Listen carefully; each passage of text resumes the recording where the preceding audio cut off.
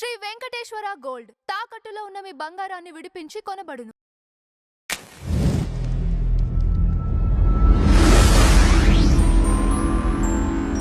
Sir, Narendra Modi గారు రామ్ చరణ్ గారిని పొగిడిన సందర్భాన్ని గుర్తు చేసుకుంటూ చిరంజీవి గారు ఒక ఎమోషనల్ ట్వీట్ చేశారు సార్. ఇప్పుడు ఈ ట్వీట్ సోషల్ మీడియాలో వైరల్గా మారింది.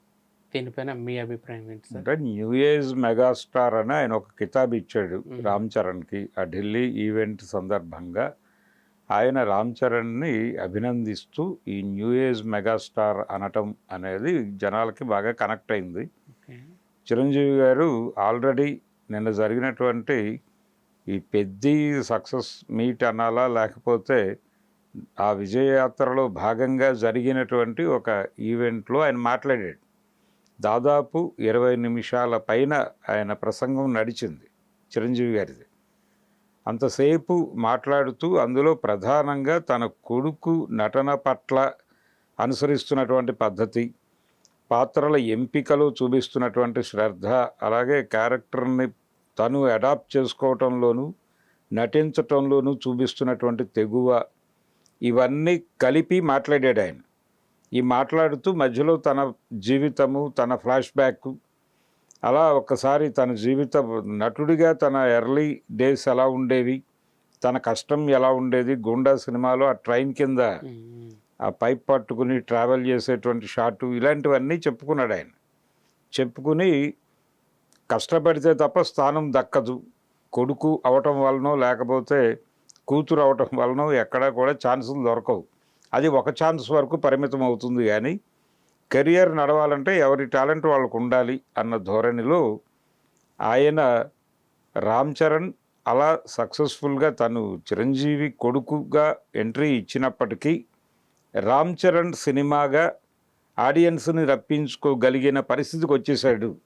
అందుకనే లోకల్ మార్కెట్లో చిరంజీవి గారి సినిమా ఇది మణిశంకర వరప్రసాద్ గారిని మించి పెద్ద వసూళ్లు చూపిస్తున్నాయి. అంటే జనాలు కంపారిటివ్గా ఈయనకంటే ఒక అడుగు ముందుకేసి అతన్ని అభినందిస్తున్నారు రామ్ చరణ్ని. కాబట్టి ఆ మేరకు ఆయన సాటిస్ఫైడ్, ఆయన తృప్తి చెందుతున్నాడు. అది వేదిక మీద చాలాసేపు ఆయన వివరించే ప్రయత్నం చేశాడు జనాలకి.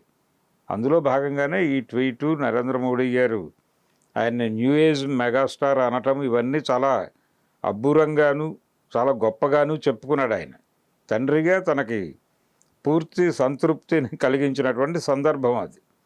ఈ న్యూ ఏజ్ మెగాస్టార్ అనే టైటిల్ ఆయన పెట్టడం, నరేంద్ర మోడీ గారు పెట్టడం, అది ఆయన పంచుకున్నాడు జనాలతో. ఈ పంచుకునే క్రమంలోనే ఈ ట్వీట్ చేశాడు కానీ నిజానికి అది లోకల్ మార్కెట్లో సాధించిన విజయమే. ఇప్పుడు ఇంకా గ్లోబల్ మార్కెట్లోనూ పాన్ ఇండియా మార్కెట్లోనూ ఒక సెన్సేషన్ క్రియేట్ చేయాల్సిన అవసరం అయితే ఉంది. నిజానికి వీళ్ళిద్దరికీ ఒక కామన్ ప్రాబ్లం ఉంది.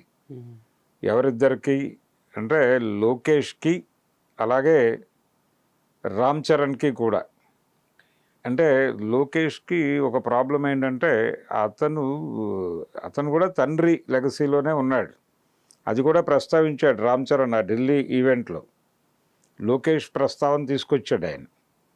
తీసుకొచ్చి తండ్రి నా ముఖ్యమంత్రిగా అంత సుదీర్ఘమైన కెరియర్ ఉన్నప్పటికీ ఈయన డౌన్ టు ఎర్త్ ఉంటాడు, ఏదో ఒక పద్ధతిగా వెళ్తాడు, తన కెరియర్ని తను అనుకున్న పద్ధతిలో నడుపుతున్నాడు అని చెప్పి ఒక పొగడ్త విసిరాడు లోకేష్ మీద.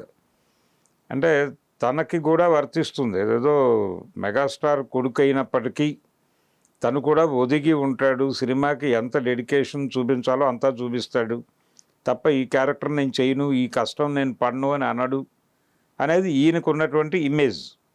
ఈ రెండు విషయాలని ఆయన మిళితం చేస్తూ ఒక మాట్లాడాడు లోకేష్ని ప్రస్తావిస్తూ. నిజానికి వీళ్ళిద్దరికీ కామన్ గొడవ ఏంటంటే అల్లు అర్జున్ అనే క్యారెక్టర్ రామ్ చరణ్కి ఒక షాడో ఉంది అక్కడ. అంటే ఒక టార్గెట్, ఒక పోటీ ఉంది. అంటే ఇప్పుడు పుష్ప 2ని క్రాస్ చేయడం అనే ఒక టార్గెట్ ఉంది అతనికి, రామ్ చరణ్కి. అది ఈ సినిమాతో సాధ్యం కాల. రాబోయే సినిమాతో అది ఆ కళని సాకారం చేసుకోవాలని అనుకుంటున్నాడు ఆయన. అలాగే ఇక్కడ ఇంకొక షాడో క్యారెక్టర్ ఉంది లోకేష్కి కూడా, జూనియర్ ఎన్టీఆర్ అనే పేరుతో. సో ఈ ఈ 2 క్యారెక్టర్లు వీళ్ళని అడపాదడపా భయపెడుతూ ఉంటాయి. లోకేష్ని జూనియర్ ఎన్టీఆర్ అనే క్యారెక్టరు, అలాగే ఇక్కడ రామ్ చరణ్ని అల్లు అర్జున్ అనే క్యారెక్టరు కొంచెం అప్పుడప్పుడు భయకంపితుల్ని చేస్తూ ఉంటాయి కూడా. అందుకని ఆ ప్రస్తావన రావడానికి రీజన్ అది. సో అలా ఒక ఈ ఇబ్బందులు ఉన్నప్పటికీ ఒక పెద్ద హిట్ ఇవ్వడానికి ఆయన ప్రయత్నం ఆయన చేస్తున్నాడు. చిరంజీవి గారు తన కుమారుణ్ణి మోడీ గారు కొనియాడటం అనేటువంటి ఆనందంలో ఉన్నాడు ఆయన. అలాగే తన సినిమా మనశంకర వరప్రసాద్ గారిని క్రాస్ చేసి సినిమా వసూళ్ళు ఉన్నాయి పెద్దవి. అది కూడా ఆయనకు ఆనందం కలిగించింది అంతవరకే. కానీ టార్గెట్లు ఉన్నాయి, ఇంకా సాధించాల్సినవి చాలా ఉన్నాయి. మరి అవి సాధించడానికి తగిన ప్రాజెక్టులు కూడా ఉన్నాయి ఆయన దగ్గర. ఆ ప్రాజెక్టులతో ఈయన ఏదైనా కొత్త రికార్డు క్రియేట్ చేస్తాడా అనేది ఆయన సుకుమార్ రామ్ చరణ్ ప్రాజెక్టులో క్లారిటీ వస్తుంది ప్రపంచానికి. సో దాని మీద కసరత్తు చేయాలి ఇప్పుడు.